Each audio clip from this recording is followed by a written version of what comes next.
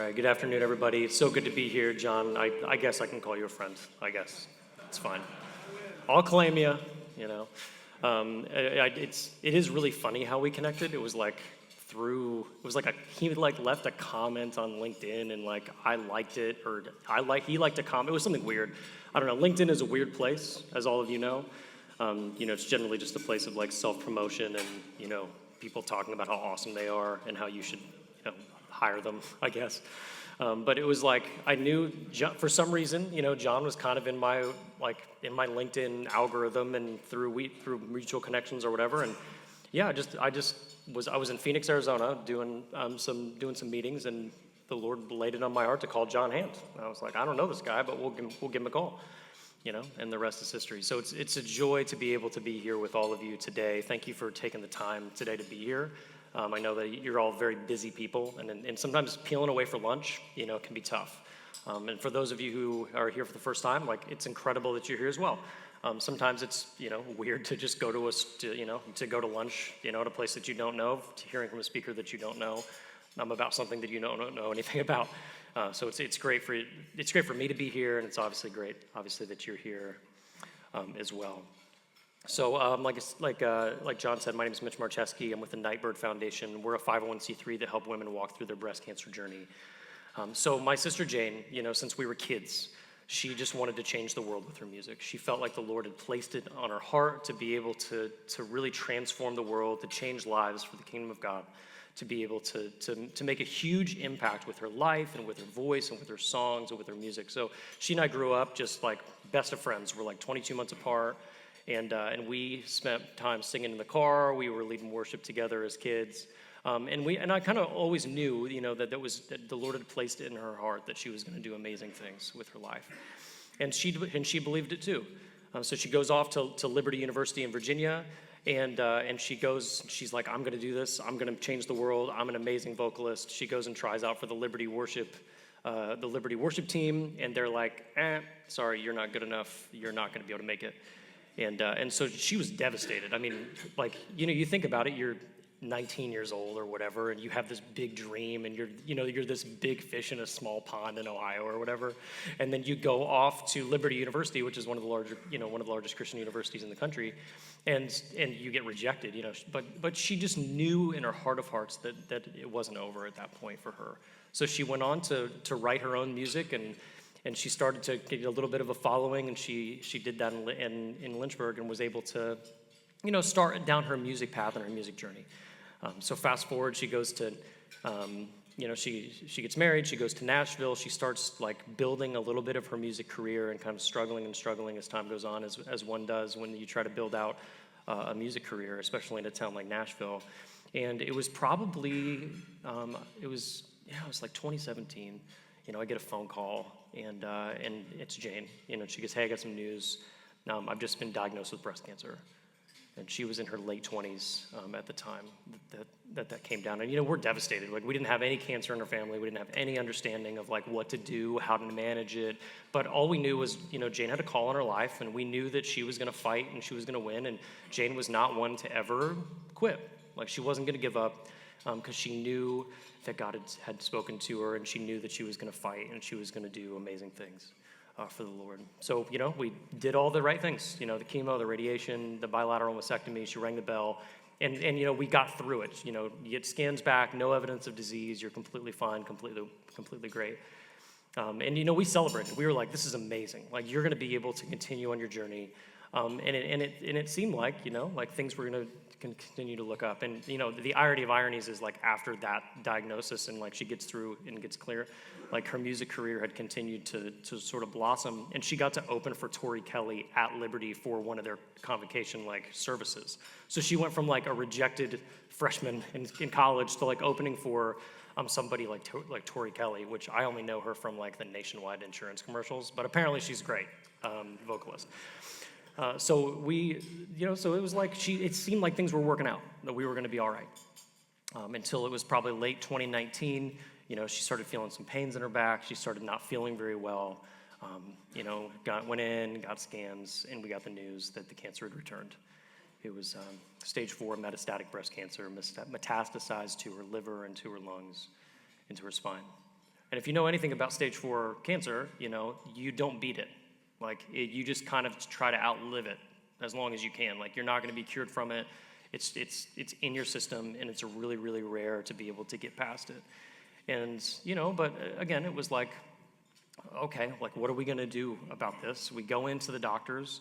Doctors say, yeah, not only do you have stage 4 metastatic, it's progressed so far that you have about 6 months to live.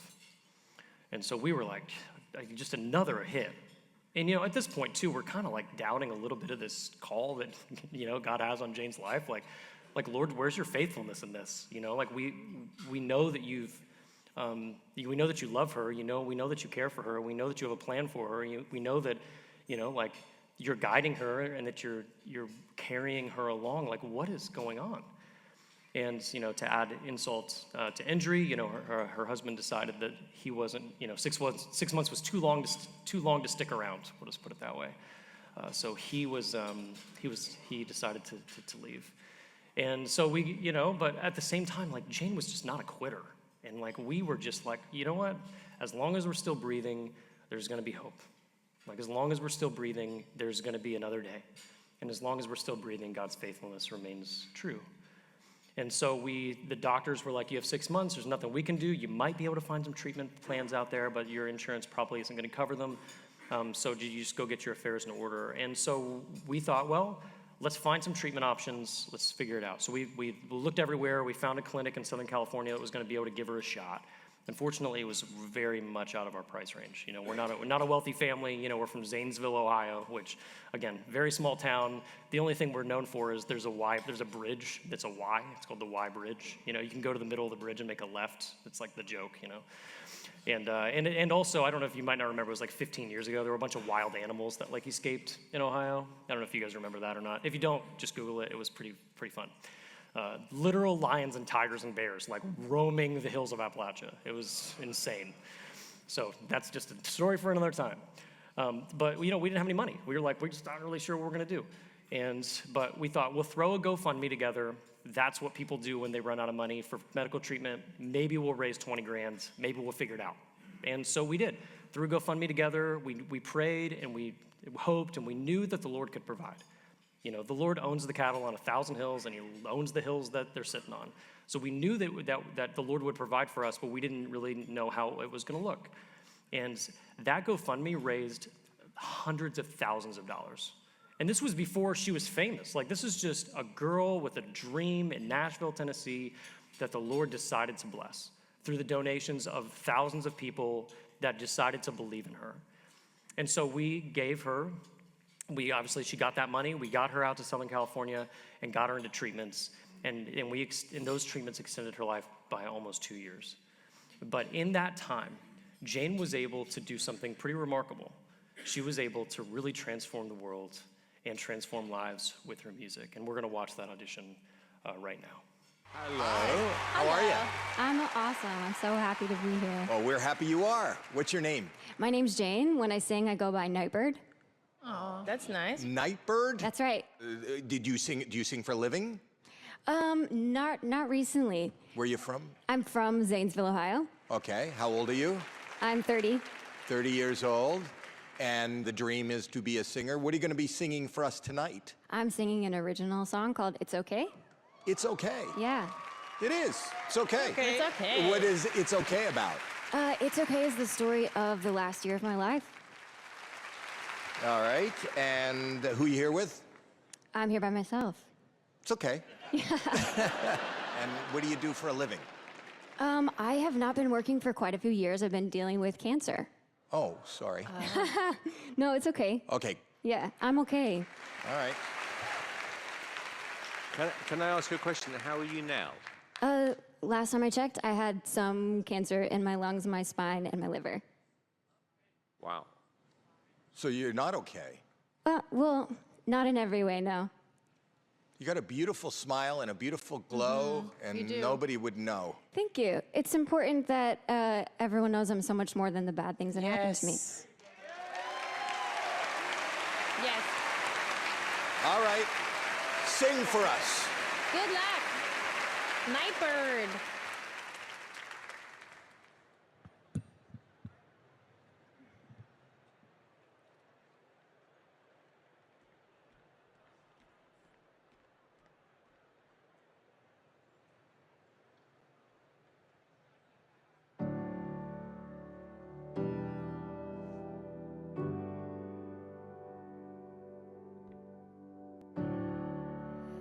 moved to California in the summertime.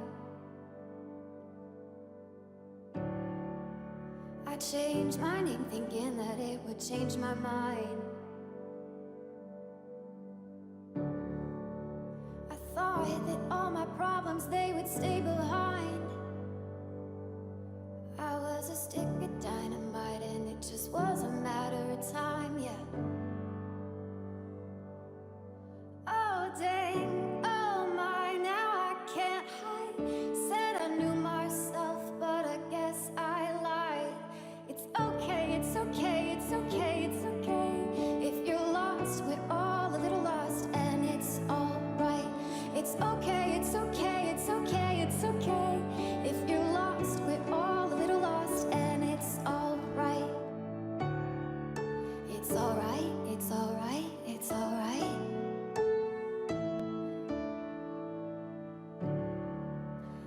I wrote 100 pages, but I burned them all. Yeah, I burned them all. I blow through yellow lights and don't look back at all. I don't look back at all. Oh, dang, oh my, now I can't hide. Said I knew what I wanted, but I guess I lied. It's okay, it's okay, it's okay, it's okay. If you're lost, we're all a little lost, and it's alright. It's okay, it's okay, it's okay, it's okay.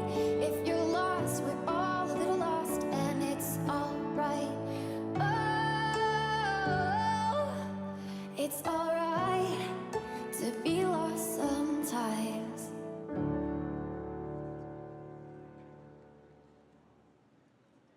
Wow.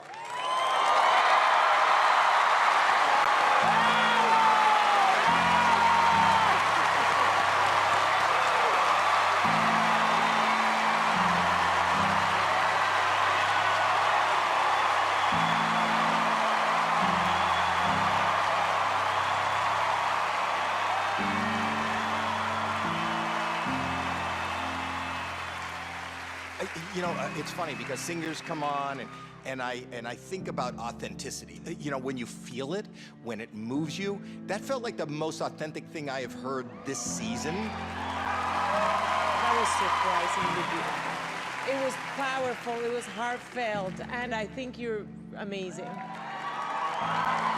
You gave me chills. I mean, your voice is so beautiful to listen to. It was beautiful all the way around.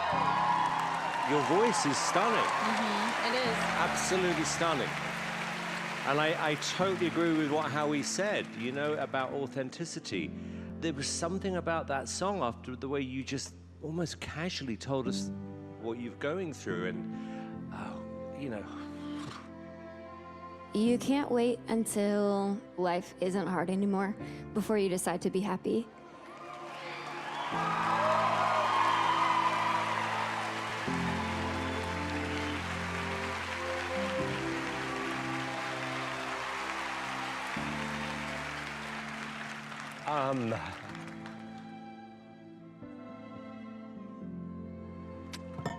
There are, however, there have been some great singers this year. And I'm not going to give you a yes. I'm going to give you something else.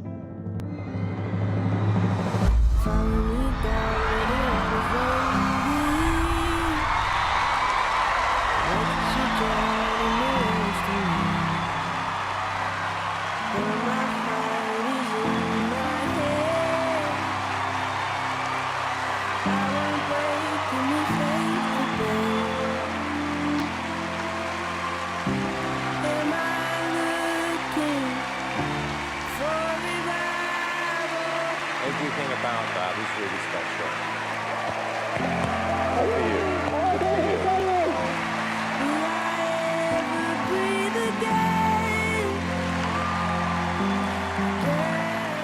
I have a 2% chance of survival, but 2% is not 0%. 2% is something, and I wish people knew how amazing it is.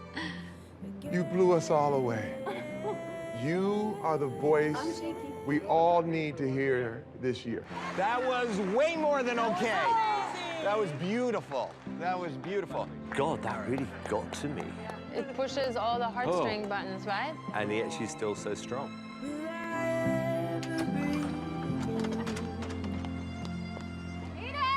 Man, I do this for a living, you know, and it still gets me. Like every single time I cry, it's just, it's amazing. It's amazing. When Jane said you don't have to wait until life isn't hard anymore before you decide to be happy. I think that the chord that she struck with that phrase is that Jane knew that a life that was lived at the mercy of her circumstances was ultimately going to be a life of misery. She didn't allow her cancer to be the defining factor in her life. She didn't allow her divorce to be the defining factor in her life. She didn't allow her percentages or time left on this earth to decide whether or not that she was going to be happy. Whether she didn't let it define whether or not she was going to pursue the call that God had for her. She wasn't going to let her circumstances be the defining thing. But instead, she chose to trust that the Lord had good things for her and that she could decide to be happy and to be joyful and to live a life of purpose and to live a life of meaning, regardless of what the circumstances were showing. And I think the question for us today, and the question I have to ask myself all the time, is what are we waiting for? Because all of us have a blank that we can fill in that quote. You can't wait until blank before you decide to be happy. You can't wait until your marriage is better before you decide to pursue joy. You don't have to wait until your kids are no longer wayward. You don't have to wait until your definition of success, whatever that is, happens you happen to reach it before you decide to be happy, before you decide to live the life that God has called you to. And there may even be some of you in the room who are waiting for the perfect moment to decide to follow Jesus.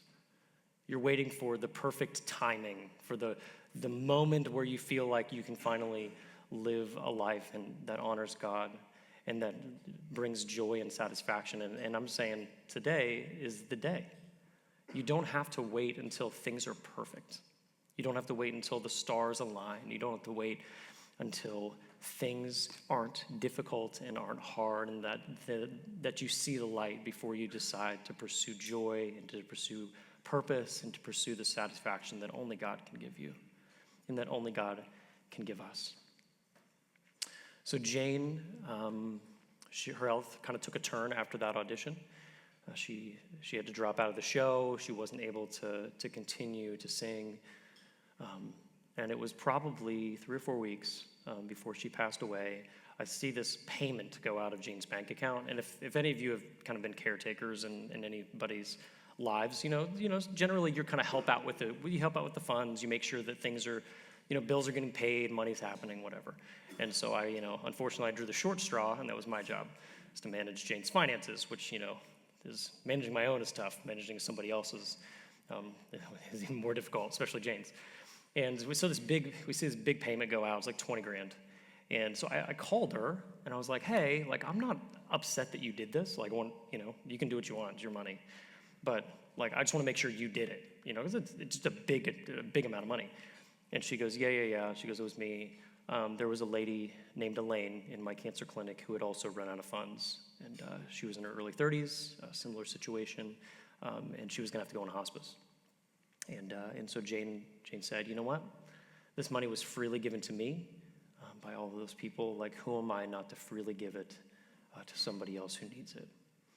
And so Jane gave Elaine that money. She was able to continue her treatments. And then Jane went home to be with the Lord in February of 2022, just a few weeks after that interaction.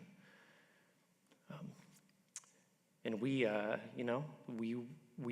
were very devastated to lose somebody so young. She was 31 years old when she passed. And we thought, grief is weird because it hits you in waves, it hits you in time. And honestly, it's a space where you really learn what your relationship with the Lord looks like. It's easy to see God's faithfulness when things are running real well. Everything's firing on all 8 cylinders, that carburetor is tuned, that thing is just running great. It's really wonderful to see how faithful God is in those moments. But when things are dark and things are difficult and things are frustrating, man, it can be tough. And this was one of those moments. Like, we had obviously seen God's faithfulness over Jane's life and through our own lives, but seeing me losing, my best friend, at 31 years old was just not something that I had on my bingo card and not something that I would ever wish on my worst enemy. But we thought, you know what? We're going to make lemons out of lemonade, I guess, here. We'll set up a nonprofit. We'll call it the Nightbirde Foundation. It's a 501c3, so we'll have flexibility for donations or whatever. And we'll take what little money we had left over from that GoFundMe. Jane's music was still making a little bit of money from streaming. Merchandise was still selling. So we thought, let's just take Jane's life and her legacy and turn it into something greater than, kind of greater than what her life was. But we've all seen it. You lose a loved one, your friends lose a child, your friend loses somebody that they care about, they set up a little family foundation, you do a golf tournament once a year, you raise a little bit of money, but it's not a job. It's like a side project. It's something that you do to keep this person's memory alive. And that was exactly what it was intended to be. But as we all know, God, has different plans for us sometimes, than what we think. Like we do chart our course, but the Lord plans our steps. So it was July of 2022.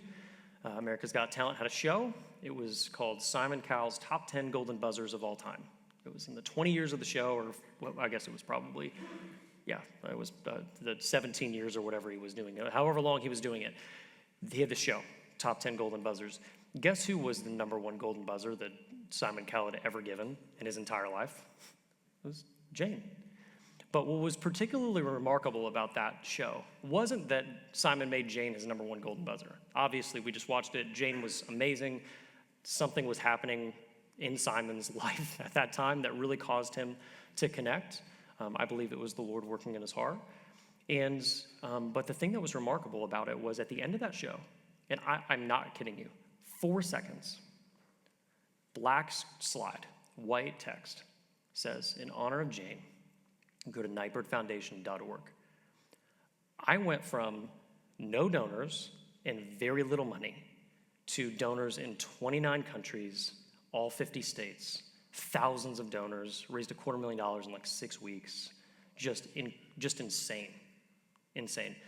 So at this point, I'm kind of at a crossroads. Like, well, I thought this was going to be a side project situation. But now it seems like there's some momentum. It seems like there's something there. But you know where my decision was going to be? Was I'm going to continue to just work my job, serve in my church, love my kids. Because I have no nonprofit experience. My journey has been, I was in politics for a long time, and then I quit politics and I went to seminary and I became a pastor. So I'm great at dinner parties. So if any of you, want to invite me over to Thanksgiving, I'll make it happen, man. We can talk. My background, I had some digital marketing background, I had some project management background, I had some retail background. So it was like I'd done things in my life, but not nonprofits. I had 3 kids at the time, 1 on the way, pretty comfy job, living in Ohio and just serving in my church and loving my kids and loving my wife. And there was really nothing that was appealing to me quitting my job and starting something new. But this is an important lesson that I've learned, and I think we all can learn, is when you have godly men in your life, they're going to encourage you to go down a path that God's calling you down, oftentimes kicking and screaming.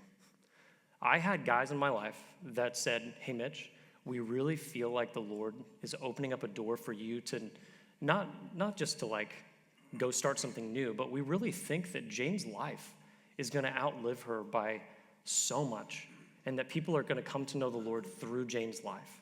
And we believe that we're going to be able to impact and help and bring hope to women and men all over the country and all over the world through this organization. And we really think that you should quit your job and you should go for it." And my answer to that was, I don't have any experience in this. I have a child on the way. Like we didn't have a lot of money. I mean, any of you who've started businesses, like I had a couple $100,000. Like it's not a lot of money to start a brand new organization from the ground up and then try to build a mission around it, build a structure around it. It's a national organization from a donor-based perspective. Like I'm looking at the numbers and saying this is idiotic. Like, but I really, and through prayer and through discernment and through guys in my life, which you all have access to guys in your life. Let's just look around this room. This room is full of men who would love to help you make difficult decisions that would help to walk through your marriage, help walk through your parenting, and help walk you through life's ups and downs. Like this is an amazing room full of men who are willing and able to help you. And I'm just encouraging you from my own perspective, like connect with the guys in here to do that. Because I wouldn't be doing what I'm doing today if it weren't for those guys. Sorry, I beat that point to death, but it's a really important one. And so in August of 2022, took a leap of faith, quit my job, and we started the Nightbirde Foundation. And so we're a 501c3. We help women walk through their breast cancer journey. And then what we do is we do two things. We give what we call the gift of hope to ladies that are battling breast cancer, and we also give grants to ladies that are struggling as well. I have these here. I'm not gonna, if you want one for a loved one, this is what we do. So we send these out to women that are battling cancer all over the country and all over the world. So we have hospital partnerships in 15 hospitals in 10 states. We had a partnership with Governor Youngkin in the state of Virginia as their charity of choice to drop off these gifts. And the goal for us in these gifts is to be able to help women not give up, to be able to help them find the hope that Jane had, to help them get to a point where when life looks very, very dark for them, that they have an opportunity to see the light, that can carry them through. So we've been doing that for about 3 years now, which has been kind of a ride. And I think that the Lord has illustrated his faithfulness to me, not through the good times, but through the bad. So I think there are 3 things that we can walk away with here. I mean, I'm a former pastor, so I gotta have 3 points. They're not alliterated, so my Baptist friends don't yell at me. It's not like belief, whatever. I don't know. I can't think of 3 B's right now, but I'm sure that they're there. I mean, if you're a Baptist pastor, you probably already have them for me. You can run them up to me if you want. So there are kind of 3 takeaways that we have from today, just 3. So one is one that I alluded to earlier. Like, you really can't wait until life isn't hard anymore to make that decision to live the life that God has called you to. You can't do it. You can't wait till your circumstances are perfect. You can't wait till your wife is finally not crazy or whatever. Not gonna happen. Sorry. I've only been married for 10 years. You can't wait until your kids finally listen to you. It's just not gonna happen. I was where was I? I was in the airport with my kids. We went to San Diego for a vacation, and I'm going through the concourse in the terminal, and I'm yelling at Magnolia, my 5-year-old. I'm like, hey, no, Magnolia, stop, quit it, And she runs right past. There's this dad and his mom and dad and some teenagers that are walking by, and I looked at them and I was like, someday they'll listen to me. And he goes, don't count on it. It's it's wild. I have an 8-year-old, a 7-year-old, a 5-year-old, and a 3-year-old, 2 boys, 2 girls, and it is a wild ride, everybody. But I can't wait until they're perfect kids before I decide to choose joy and to choose happiness and choose the Lord on a consistent basis. So I think each and every one of us have a blank that we can fill in. So that's takeaway number 1, is that we all have a blank that needs to be filled in. And I think it's important for each and every one of us to take that with us and to think about it and to pray about it. What am I waiting for? What is the perfect moment for me to be able to finally live the life that God has called us to? And then I think the second thing that we have here is in one of these gift boxes, there's a tumbler, like a stainless steel tumbler, and it says on it says, "Don't you want to see what happens if you don't give up?" And that was a quote that Jane had on one of her interviews of encouraging people that giving up is not an option. Giving up is not even in the cards. It's not on the table. It's not something that we're going to do. Because you know what we don't know? We don't know what the future holds. We don't know what's coming next. We don't know what's coming around the corner. Like Jane had no idea that she was going to be on America's Got Talent when she was rejected at Liberty. She had no idea that she was going to be on America's Got Talent when she got canceled the first time. She had no idea that her music would make its way all the way around the world, when she was diagnosed the second time. She had every opportunity to give up, And I mean, I've had every opportunity to give up myself. But the thing that continues to drive us is that it drive me and that drove Jane is the fact that we know that hope is alive. And we know that we can look forward to a hope that we cannot yet see. So a lot of people ask me, why Nightbirde? Like, what's the name Nightbirde mean? Tom was like, why is there an E at the end of it? And I was like, it's because Jane was like artsy, fartsy, like all the time. And I would give her a hard time. I was like, why can't you just be normal? Like, why's everything got to be artistic and whatever? But I digress. And but she came up with that name through a pretty unique experience. It was during her cancer treatment. I think she was in Nashville, and she kept having this recurring dream, and it was these birds singing outside of her window. It was like 3 a.m. She would wake up, no birds are singing. Second night, goes to sleep, same dream, wakes up, no birds. So Jane's kind of like, this is weird. Like, I'm just having this weird recurring dream about these birds. Third night, she goes to sleep. She has this dream. She wakes up, and they're actually birds singing outside of her window. Again, it's like 3 a.m. And the thought occurred to her in that moment when she heard those actual birds singing outside of her window is that these birds are singing in anticipation of a dawn that they cannot yet see. These birds are singing as if the light is already there. But the sun hadn't crested the horizon. They didn't have any indication that the sun was there yet. They didn't see the light breaking through. It was the middle of the night, but they were singing as if it was already light out. And Jane thought to herself, I want to be a nightbird. I want to be a person that sings when things are dark in anticipation of a dawn that I can't yet see. And she lived that out consistently through her life. And that's something that I think we can take away from, it sound a little cheesy, and like might be a little on the nose, but like we can all be our own version of a nightbird. Where in our darkness, in our suffering, in our struggles, in our pain, in all of those areas where we don't see the light, we can sing, we can have hope, we can have joy in anticipation of a dawn that we can't yet see. So us not giving up in our darkest moments is something I believe that each and every one of us can walk away from today. And then the third thing that we have today is that God's faithfulness often doesn't look the way that we want it to. God's mercy doesn't often look the way that we would like it to look. Through my journey, in running and, building an organization, and like the ups and downs of that, like God's mercy shows up in ways that I least expect it. In Jane's life, the Lord's mercy showed up in ways that were least expected as well. And I'm going to read you a blog post sort of in closing, and then we can kind of take some questions if we want to at the end here. But so Jane wrote this essay when she was going through her cancer journey, and I think it's a really interesting take sort of on God's mercy and on God's faithfulness. And I'd love to just read it to you today, and we can learn a little bit, I think, from it. This is Jane.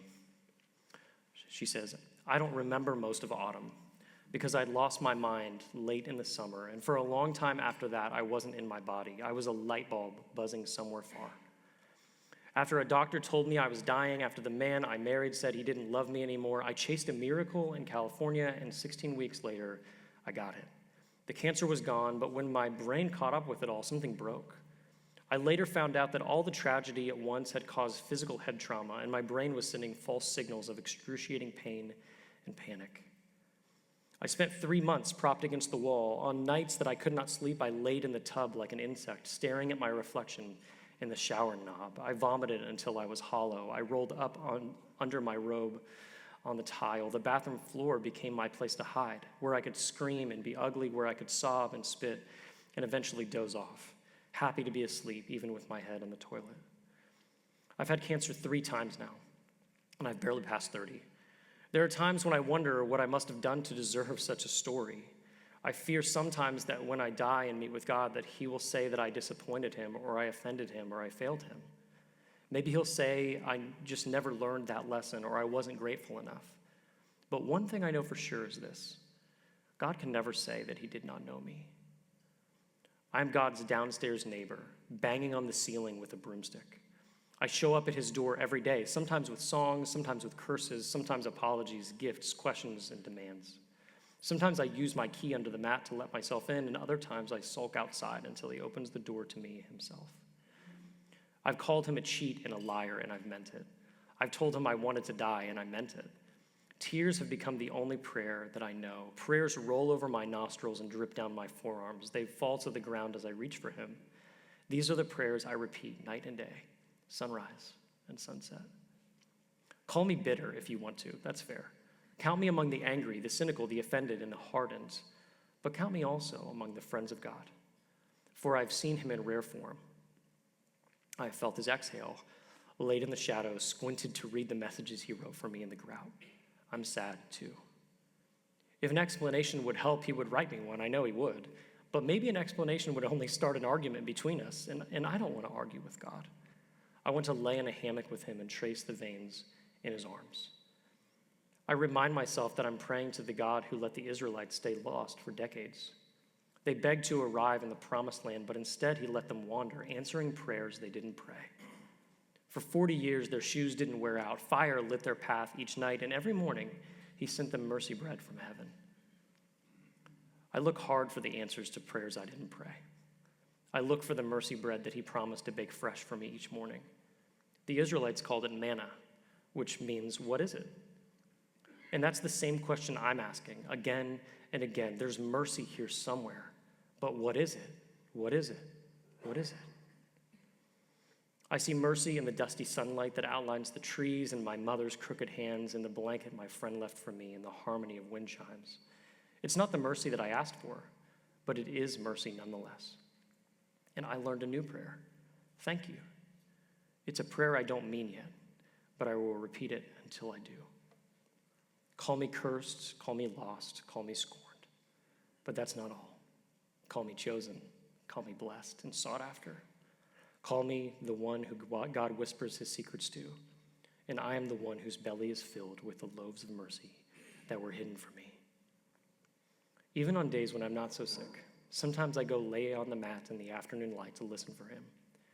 I know it sounds crazy and I can't really explain it, but God is in there, even now.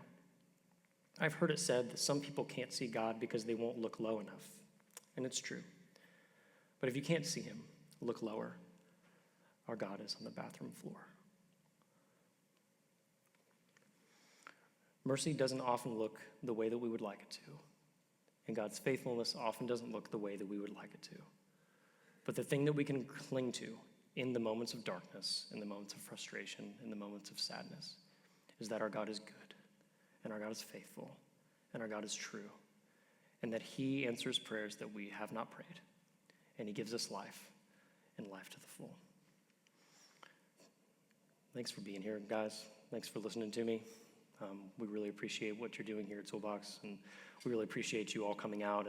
And I really do hope and pray that you walk away from this place knowing and loving Jesus more than you did walking in, and that there's something today that you can walk away with that can transform the life of somebody else.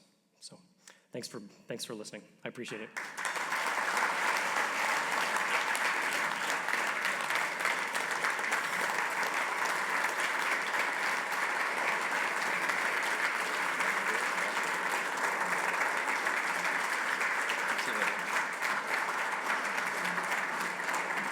Oh, wow. We have just a minute, and I'll see if anybody's got a question for Mitch before we walk out of the room. But I got one before we let you off the stage. When you and I shared a ride up from Houston yesterday, we were talking, the sticky statements from what you said that came from your sister's heart are just like pretty amazing. You can't wait until life's not hard anymore before you decide to be happy. This is from you. Life lived at the mercy of your circumstance will inevitably be a life of misery. She said, I am more than the hard things that have happened to me.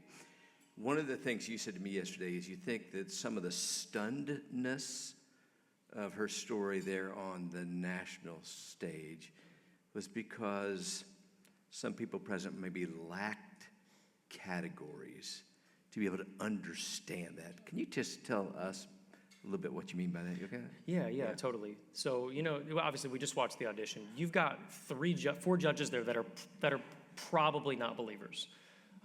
So when Jane walks onto a stage, joyful, kind of nonchalant, confident, she has all these qualities about her, and then she's able to talk about her suffering in a way that isn't self-deprecating, it isn't victim, it isn't feel bad for me. Those judges didn't have a category to put her in.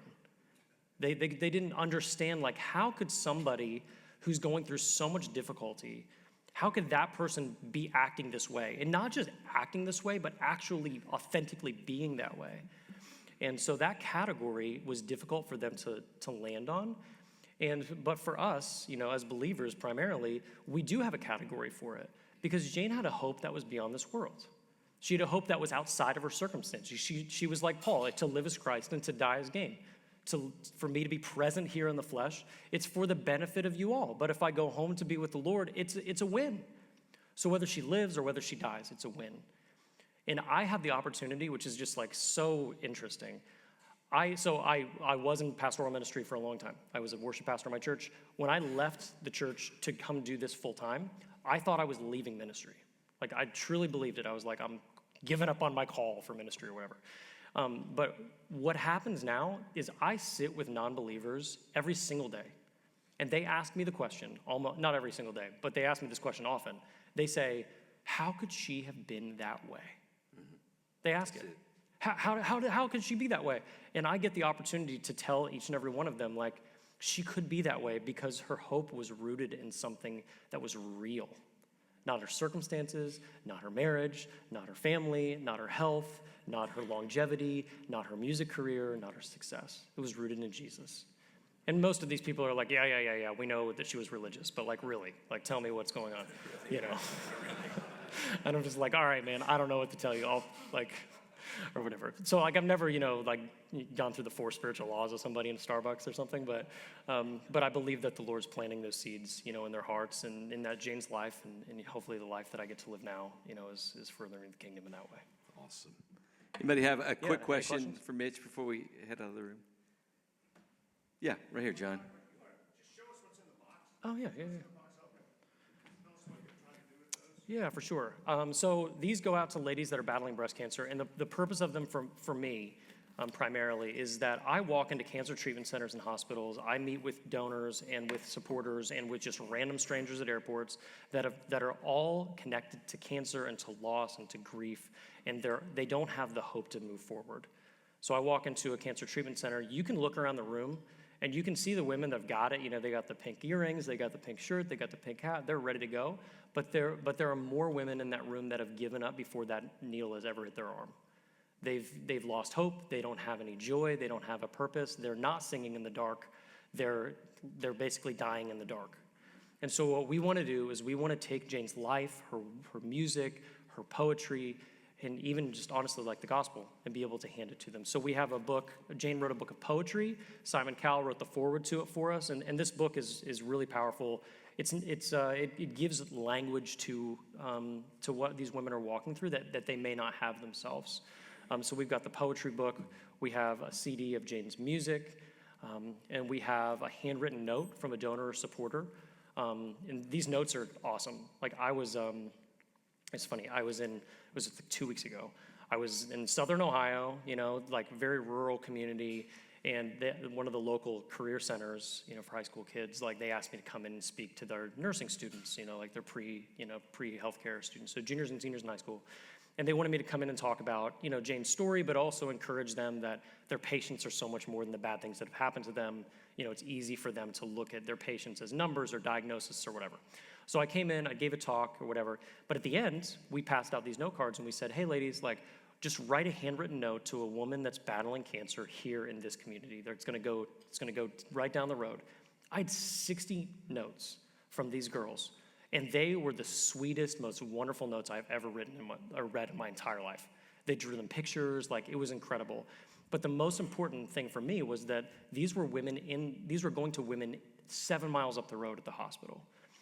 And later on that evening, we packed a bunch of these gifts, and a bunch of those high school kids went home, got changed, came back, and packed the gifts that their notes went into, that were going to be able to go to those ladies. So the notes play a huge role in that. I don't know why I shared that, but I shared it. So we have a magnet, and then this is the tumbler that I was telling you about. And this is a fan favorite. I was at Cleveland Clinic 4 or 5 weeks ago handing these out, and the ladies love the fact that it says, "Don't you want to see what happens if you don't give up?" And so for us, we just want to keep these women alive and push them to the hope, ultimately, that Jane had in Jesus. So thanks, John. And I will say this, if any of you in this room have somebody in your life that is going through a difficulty, that has cancer, like, grab me. I've got a whole box of them here. Scott, I think you said you have a couple more in your truck, right? And so we can give these to you today to take with you. If not, we'll mail them directly to you at no charge. So, All right. Yeah, thanks, John. We better wrap it up there. How about another big thank you, Mitch? You'll be around? People can come up and talk with you? What? People can come up and talk to you? All right.